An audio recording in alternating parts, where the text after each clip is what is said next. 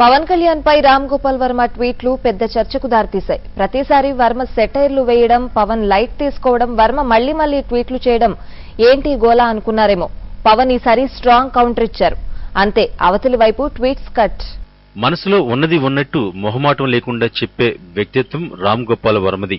Pawan Kalyan cinema వస్తుందన్నా, రాజకీయాల్లో ఆయన గురించి చర్చ జరుగుతున్నా ఆ రోజు ఏదో ఒక ట్వీట్ చేయిందే నిద్ర పట్టదు వర్మకు.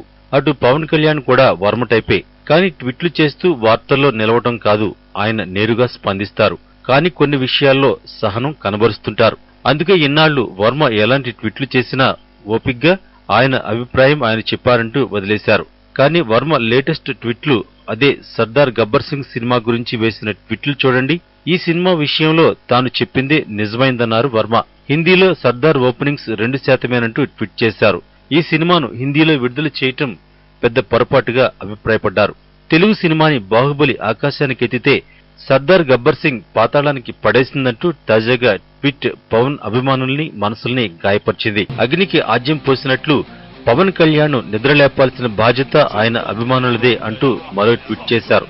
ఇంగ్లీష్ నుంచి డబ్ అయిన సినిమా హౌస్ఫుల్ కలెక్షన్ తో నడుస్తుంటే పవర్ స్టార్ సినిమా మాత్రం బొక్కబోర్లా పడిందన్న సెన్స్ తో ట్వీట్ చేశారు. అందుకే పవన్ ని నిద్రలేపాల్సిన బాధ్యత పీకే అభిమానుల మీద ఉందన్నారు. వర్మ లేటెస్ట్ ట్వీట్లు చూసి పవన్ కు కోపం కట్టలు తెగిందో లేక అభిమానుల ఆవేదనని గుర్తు చేసుకున్నారో కానీ ఈసారి స్ట్రాంగ్ కౌంటర్ ఇచ్చారు.